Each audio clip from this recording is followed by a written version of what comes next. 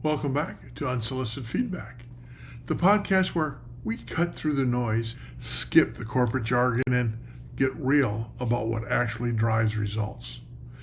Because let's be honest, hope is not a business strategy. I'm your host, Chuck Knabusch, the operations guy. After 40 plus years across the military, corporate America, and now entrepreneurship, I've seen what works, what breaks, and why leadership, planning, and execution are the great separators between average and exceptional results. As you're catching the replay, send your thoughts or challenges directly to me at chuck@13ten.com, chuck@13ten.com. Hey, your time matters, so let's jump straight into today's topic. Hiring is not an HR function. Let me offer some unsolicited feedback. Hiring is not an HR function. HR may support it. HR may coordinate it. HR may manage compliance, recruiting systems, job postings, screening tools, screening tools, compensation ranges, and onboarding paperwork. But hiring belongs to the business leader who needs the individual. Because that leader ultimately owns the work. That leader owns the team. That leader owns the results. And that leader will live with the consequences of the decision long after the position has been filled and the paperwork's been completed. Too many leaders treat hiring as something that HR does for them. They send over an old job description, sit through a few interviews, choose the candidate they like best, and then return to what they consider their real work. But hiring is real work. In fact, it may be some of the highest leverage work a leader does, because every hire changes the organization. Hiring is not staffing. It's organizational design.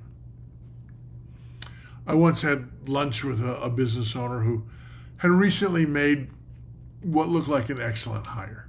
The candidate had experience, a strong resume, a successful track record. The interviews had gone phenomenally well. On paper, this person checked every box. But within a few weeks, something changed. The team wasn't broken. It was just, off. There was more friction, more second guessing, less cohesion. And decisions that once moved quickly began slowing down. Conversations became, more guarded. People began working around one another instead of with one another. The new hire could certainly do the work. That wasn't the problem. The problem was how the person operated while doing it. So the leader did what many leaders do. He tried to fix the person. More direction, more feedback, more structure, more conversations about expectations, because surely something just needed to click, but nothing did. The problem was not that the organization had failed to correct the person. The problem was that the hiring process had selected for the wrong things. It rewarded experience. It valued technical credibility. It looked for a proven track record, but it did not adequately test for alignment, judgment, collaboration, adaptability, or how the person behaved under pressure. The system got exactly what it was designed to get. The leader had not simply hired the wrong person. He had designed a process capable of selecting that person. This is where many organizations get the responsibility wrong. The business leader says, I need somebody. HR responds by finding candidates. Then somewhere along the way, ownership becomes, kind of blurred. HR writes or retrieves the job description, posts the roles, screens the resumes, and schedules the interviews. HR provides the questions, conducts parts of the interview, checks references, and prepares the offer. And because HR manages so much of the process, the business leader begins acting more like a customer than an owner. But HR cannot fully define what success looks like in the role. HR doesn't live with the daily consequences of unclear decision rights. HR doesn't manage the handoffs between this position and the rest of the team. They don't see every operational frustration, cultural tension, customer expectation, or capability gap the new person must address. The business leader does. This is why the leader must own the hiring process. Not independent of HR, not in competition with HR, not by ignoring organizational standards, but in partnership with HR, with clear ownership resting where accountability ultimately resides. HR should enable the process. The business leader should own the outcome. If hiring is a leadership responsibility, then every leader who hires should have a defined hiring system, not a collection of interview questions copied from the internet, not merely a folder containing old job descriptions, certainly not a vague belief that they're a good judge of people, whether they are or aren't, but a real system.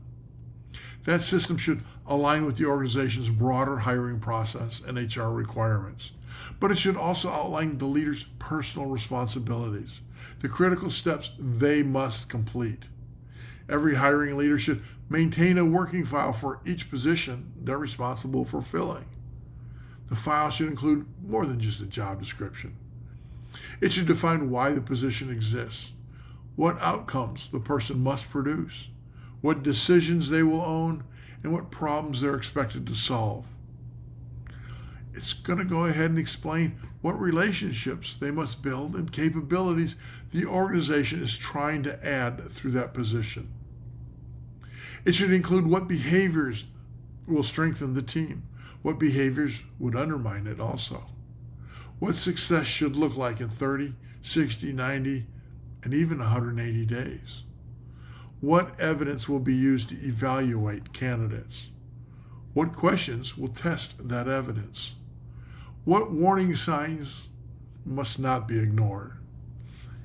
And who should participate in the decision? And how the person will be onboarded and developed after accepting the role. That file becomes more than a recruiting document. It becomes a design document. It forces the leader to think clearly before even meeting the first candidate. Because a leader who cannot define success before hiring has little basis for evaluating success afterward. Most hiring processes begin with an empty seat. Somebody leaves. Or a new role is created. Work begins piling up. The leader says, "Hey, we need somebody." That urgency immediately narrows the conversation. How quickly can we post it? How soon can we go ahead and do interviews?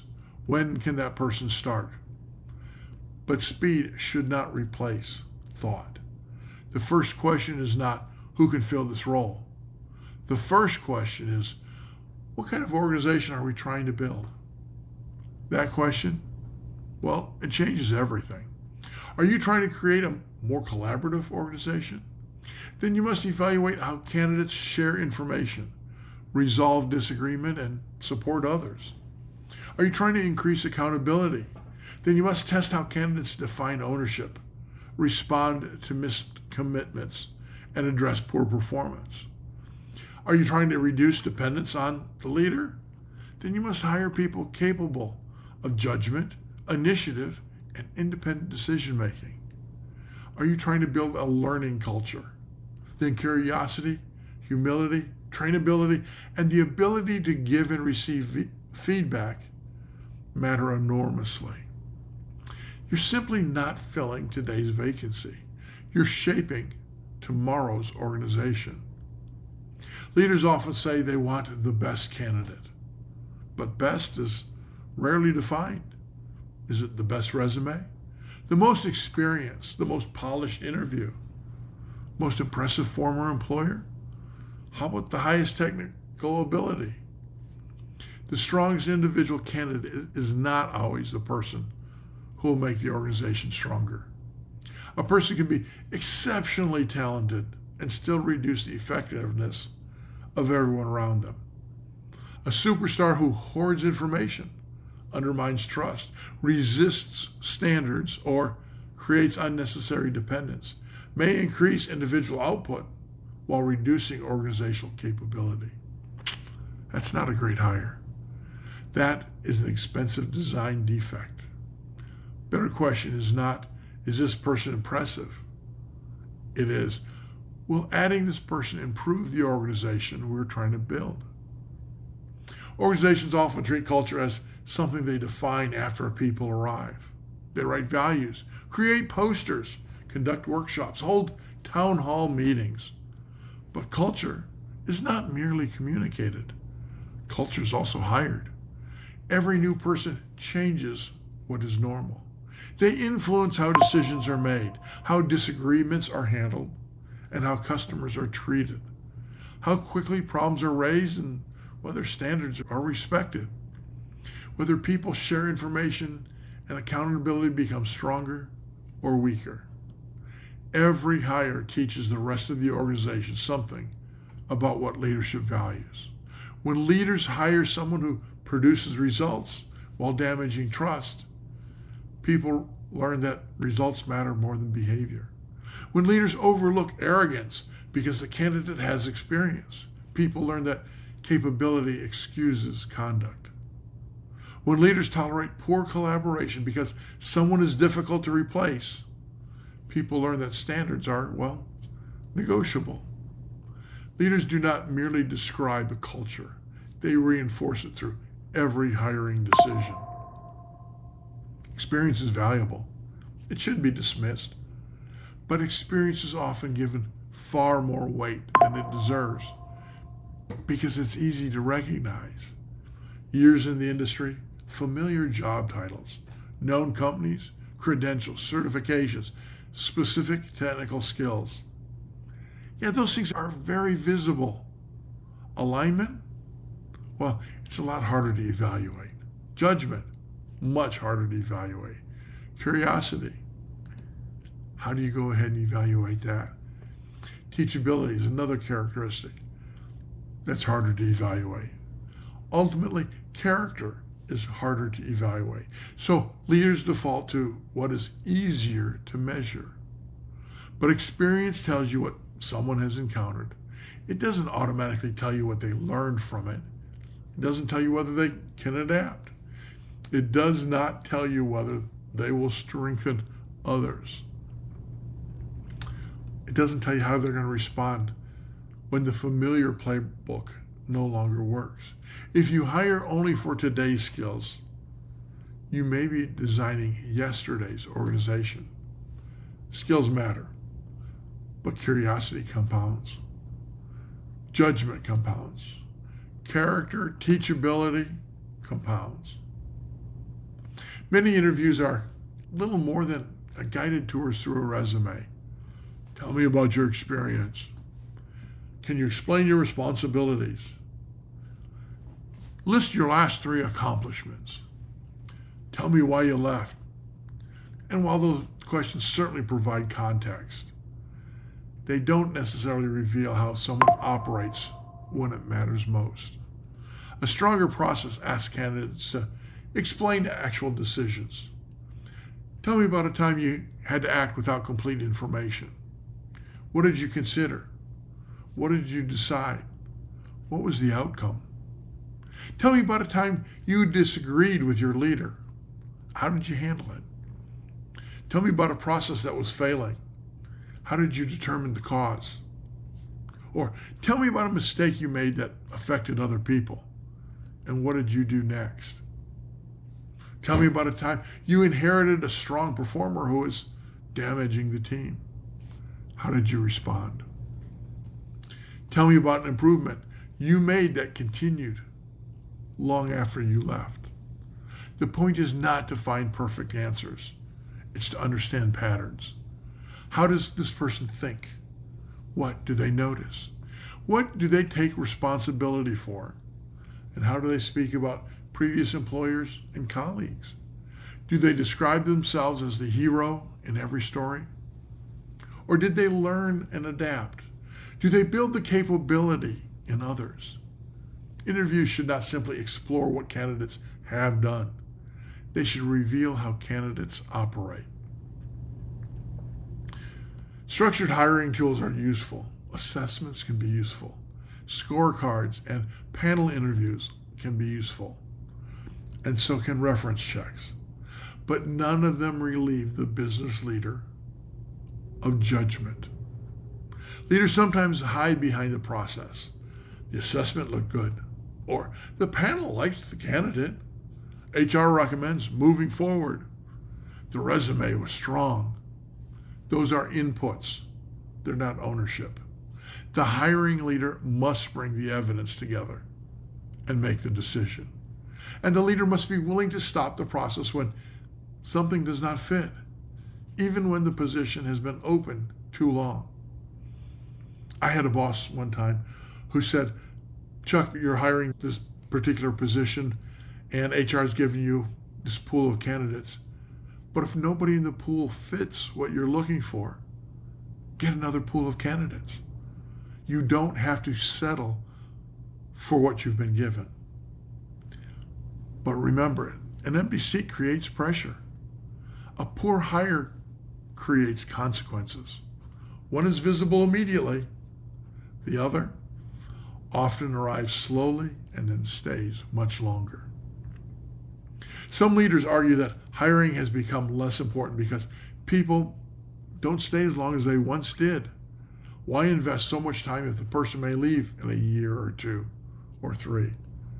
That logic is exactly backwards. Higher turnover makes disciplined hiring more important, not less. When people move through an organization more quickly, every hiring decision affects more customers, more colleagues, more work, and more future hiring decisions. A poor hire does not have to remain for 10 years to create damage. They can disrupt a team in 10 weeks, frustrate customers in 10 days. It can lower standards almost immediately. And when a poor hiring decision leads to another departure, the organization pays repeatedly. Recruiting costs, lost productivity, management attention, team disruption, training time, customer frustration, delayed work, reduced trust. Then the process begins all over again. Turnover is not an argument for treating hiring casually. It's an argument for building a hiring system capable of operating repeatedly and well. Another reason hiring belongs within the organizational design is that the right solution is not always another person. Before filling a role, leaders should ask, does this work still need to exist? Can the process be simplified? Can unnecessary approvals be removed? Can technology automate all or part of it? Can responsibilities be clarified? Can the work be redistributed? Is the real problem poor workflow, weak standards, unclear priorities, or inadequate tools? Too many organizations hire people to compensate for broken processes.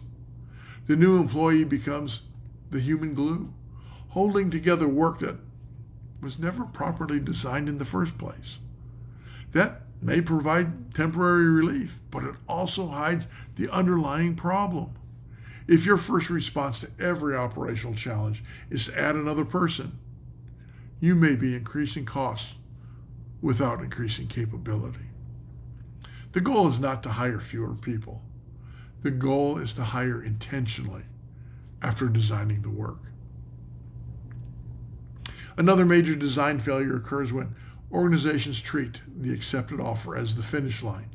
The candidate signs, everyone celebrates.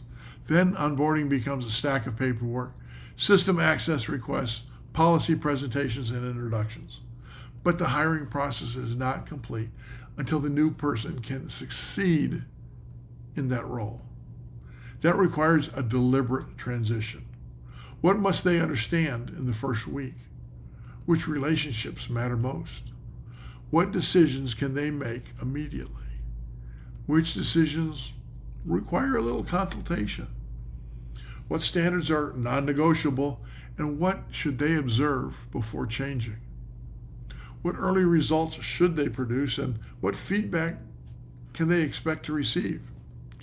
When will the leader check progress? Hiring and onboarding are not separate systems. They are consecutive stages in the same design decision. A strong hiring decision can still fail through weak onboarding. The hiring leader should personally own several responsibilities: defining the role, clarifying the expected outcomes, identifying required capabilities, describing the operating environment honestly, and evaluating alignment with the organization's values and standards. They need to own testing judgment and behavior and involving the right people, and ultimately making the final recommendation or decision. But like I said, it doesn't stop there. They also need to own preparing the team, designing the onboarding plan, providing early coaching and feedback, evaluating whether the hiring process produced the intended result or not. HR can and should provide all sorts of expertise, but HR cannot replace a leader in these responsibilities. The leader who delegates all of this to HR is delegating the design of their own organization. A hiring process should improve every time it's used. After a person has been in the role for several months, the leader should review the original hiring file. What did we assess accurately?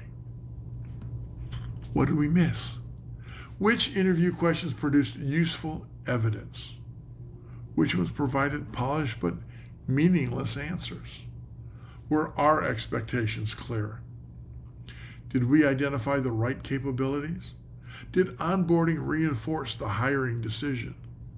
What would we change before hiring for this role again? That review turns experience into organizational learning. Without it, leaders repeat the same process and hope for a different result. And hope, as you may have heard me say before, is not a business strategy.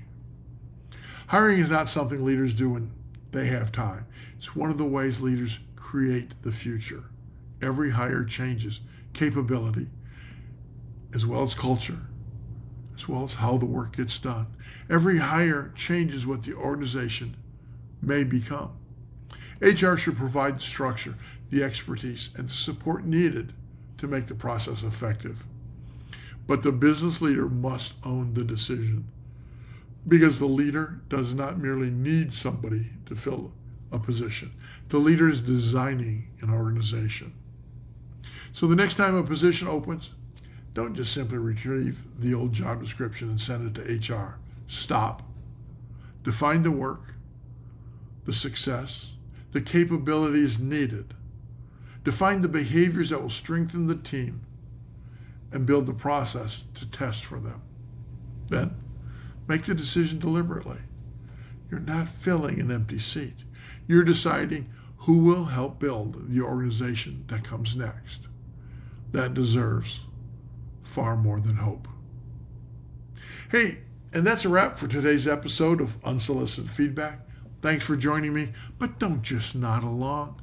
Apply something from today's conversation.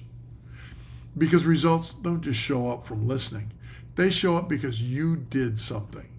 Even one small action this week will move the needle further than a month of good intentions. Hey, if you want to go deeper, scan the QR code or schedule a 30-minute chat.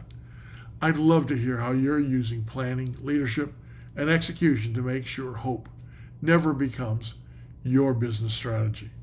Drop a comment and like the episode. I'm Chuck Knabusch. Until next time, stay focused, stay disciplined, and don't you dare rely on hope.